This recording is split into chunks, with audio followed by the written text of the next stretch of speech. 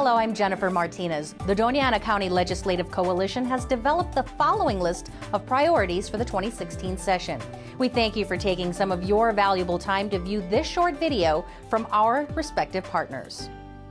The City of Las Cruces is planning to build a large competitive pool to complement the Regional Aquatic Center and is requesting $3 million to enclose the facility to enable year-round use. This project will help with wellness, increase public school swim programs, and have a positive economic impact to southern New Mexico. To improve driving surfaces and traffic flow, the city is requesting $1 million to help maintain the community's 500 miles of roadways. The city has invested in a computerized pavement management system. The legislative funding will help improve roadways identified as needing maintenance. Some of those roads are 100 years old. Some of them might be 10 years old. And so the challenge that we have with maintaining them is that we have different ages. If you can imagine building a home and building a room onto your home every 5 years, the house doesn't age the same way. You don't paint them at the same times. All our roads are the same way. Another $1 million is requested for traffic signal synchronization. The funding will help synchronize the city's 100 signalized intersections and replace half of the equipment that is more than 40 years old. Benefits include less idle time for vehicles, resulting in less pollution, safer driving conditions, and quicker commute times. The city will continue removing the 1,880 septic tank systems in Las Cruces and replace them with municipal sewer service. Benefits include protecting valuable groundwater resources and protecting residents from failed septic systems, associated costs, and environmental damage. We've changed it so many times over the years. It's particularly of concern to places like the city of Las Cruces because we rely on gross receipts tax and property tax and others to fund our programs, and that system is really not transparent. It's not clear. It's very difficult to predict what we may be getting. It's not transparent, so we're not able to see really the logic behind the revenues that we're receiving. And so we're just looking at an overhaul of the system and kind of let's rewrite the policy and modernize it and make it applicable to all the towns, villages, and cities throughout the state because we are all different. Reconstructing the runway at Doña Ana County Jetport at Santa Teresa will allow a wider variety of aircraft to use the airport. The goal is to replace the existing 30-year-old pavement.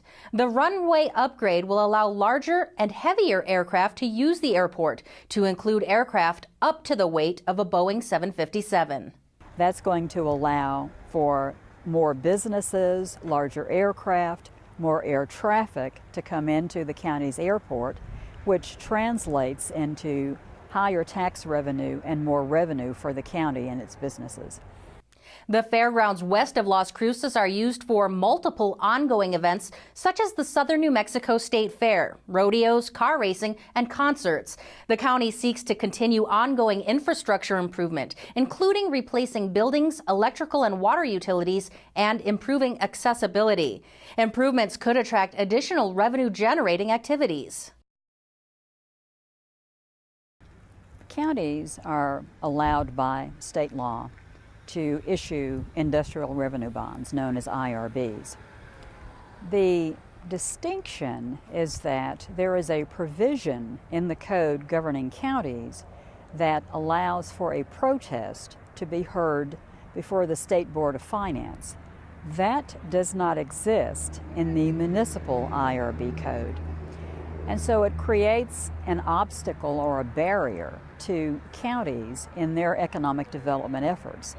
We believe that that playing field needs to be leveled, and that provision in the county's code needs to be repealed so that it is identical to that for municipalities.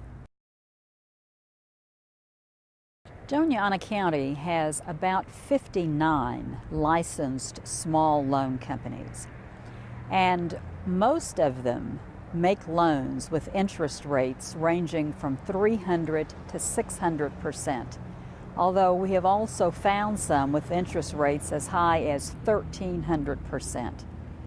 There have been quite a number of studies across the country and in New Mexico that show that lower income individuals really suffer from these high interest rate loans. it keeps people in cycles of debt. What we would like to have happen is that the interest rate be capped at 36%, which, when you think about it, still sounds very high. It's much lower than it currently is. It still allows the businesses to earn a reasonable and fair rate of return on their investment, and it allows individuals to get out of that cycle of debt. Originally built as a gymnasium, Williams Hall now houses the university's Department of Art and Art Gallery. Constructed in 1938, the building is no longer conducive to the needs of students and faculty and is in need of renovation. NMSU is requesting $25 million in general obligation bonds for the improvements. This is in addition to the more than $800,000 in private donations that have been raised for the building to date. Studies indicate the arts and culture industries equate to 1 of every 18 jobs in the state. Benefits include a state-of-the-art teaching facility and an economic boost to Doña Ana County, to include construction jobs. Art's a big business in New Mexico, a really big business in New Mexico, and we should be training our students in an appropriate and safe environment.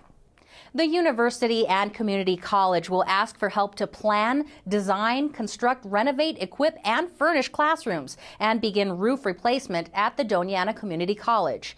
Specific infrastructure requests include renovating classrooms in the main building, retrofit lighting for energy conservation, and re-roof the Technical Studies building. DACC serves a large at-risk student population. Updated and functional infrastructure is intended to keep students in school. So nearly all of our other requests are for infrastructure improvements. They're for HVAC systems and roof systems and electrical and tunnels and things that aren't very sexy when it comes to asking for money, but very much needed to maintain the infrastructure that this great university owns. The Bridge of Southern New Mexico will establish a center for innovative practices, including early college high schools and high schools of the future. It will also assist districts in regional education cooperatives around New Mexico. We either learn to move forward into the future, or I believe we become extinct. What excites me the most is we have all the assets, all the capability, and all of the coalescing that needs to happen. And using our partners in the Bridge of Southern New Mexico, we really have the singular opportunity in this state to do this wonderful work. Operational funding for Spaceport America is critical as it works to expand its client base. Current levels of operational funding are not sufficient to maintain the level of service for basic operations.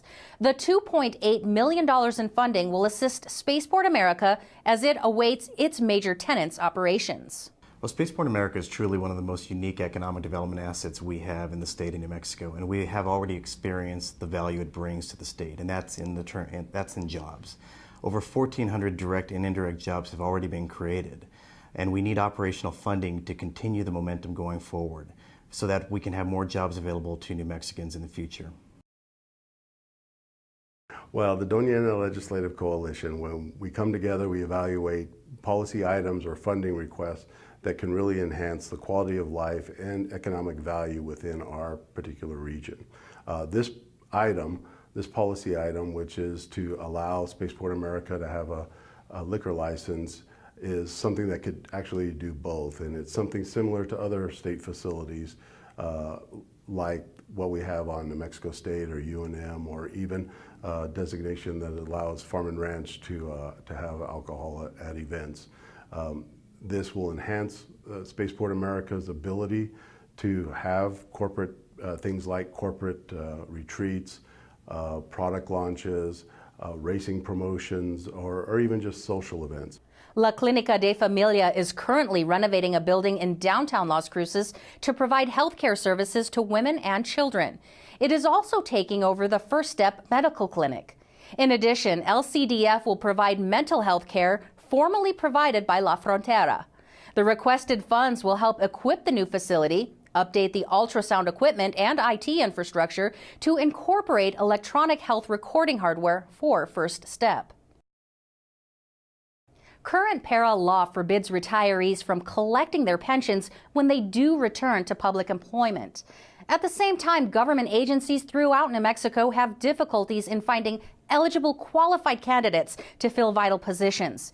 Changing para rules for those re-entering the workforce while maintaining but not increasing para commitments could help meet skilled workforce needs for New Mexico communities.